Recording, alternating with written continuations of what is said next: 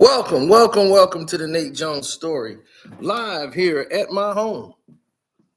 I'm your host, Carcino, here to point out a few mistakes here on the Nate Jones Story channel that boxers make while training.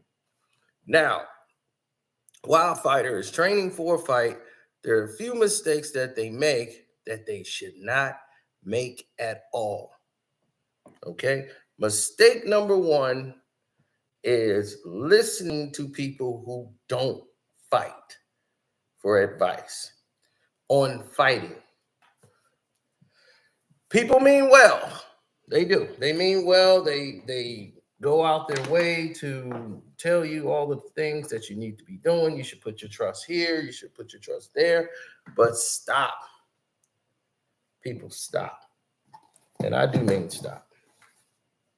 What you don't want to do is have yourself integrated in a situation that is not beneficial to you. Translation: don't get involved in something you nor don't understand. Don't get yourself pretty much positioned in a situation you don't understand. Don't get yourself put in a vice where you can't get out of. Okay? These are called problems you don't need. Okay? It's not excessive for someone to come in with a plan, they might see something from the outside, but if they don't know boxing, they're like a fan saying, jab them. That's just all they're going to say, really. They're just enthusiasts. And that's fine, but you need to be listening to people who actually have knowledge of the game. That's going to benefit you. Now, the next thing you need to do is how you treat your body in between fights.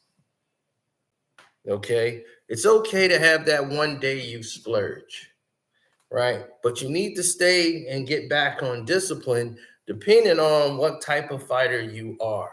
Like if you're a top tier fighter, you don't have to pretty much have another fight until it's scheduled for some months out.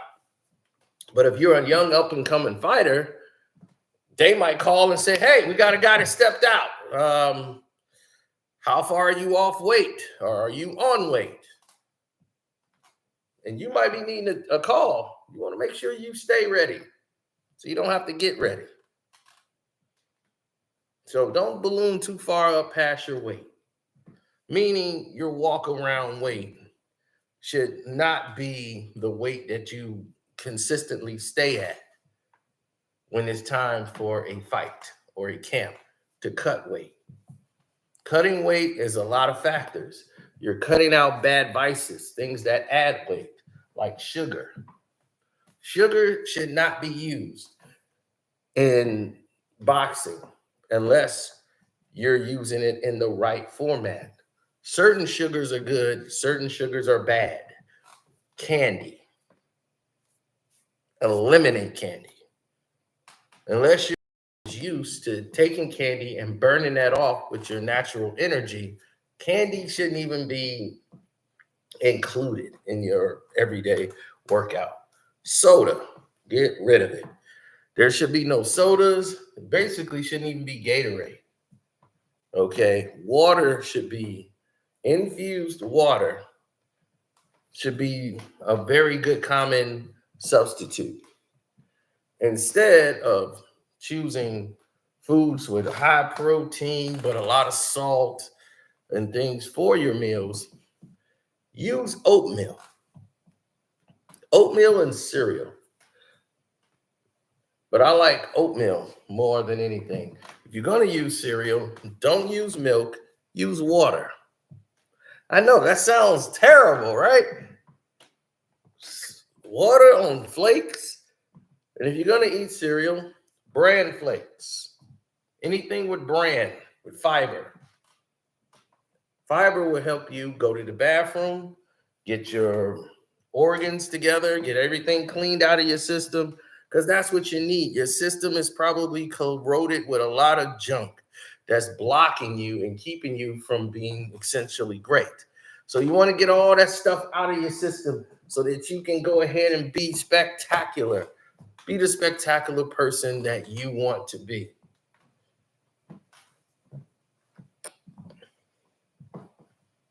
Now, another mistakes that people make in training, bringing distractions into your training camp. That's right. Bringing in distractions into your training camp is a good way to lose a fight. If you have problems at home, don't bring it into the training camp. Don't make your trainers, your assistants, and everybody's there who's trying to help you get better be cause of the middle of all this turmoil going on when you got to train to get ready for a fight, because they got a job to do too, and that's to get you ready for the fight, not deal with your baby mama, your cousin, your other auntie want to come in and get tickets and all that. That's not their jobs. Their job is to train you to get ready for a fight. I'm not here to run your Twitter profile and block your wife. That's not our jobs. We all got a job to get you ready to perform on that night. That's it. So try to follow these steps. But the main thing is focus.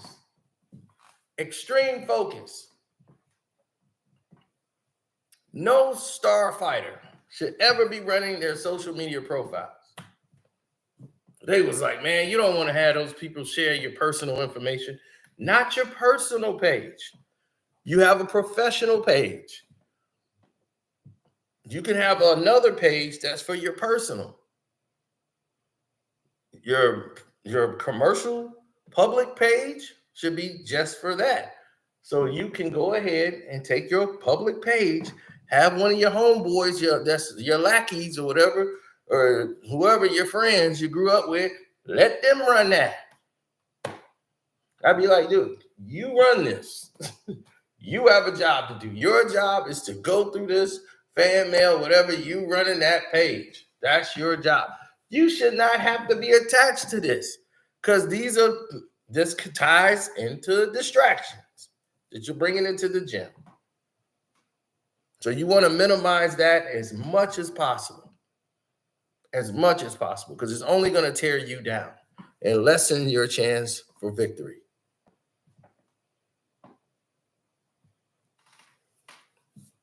So those are the mistakes people make in training camps, and it end up costing them fights.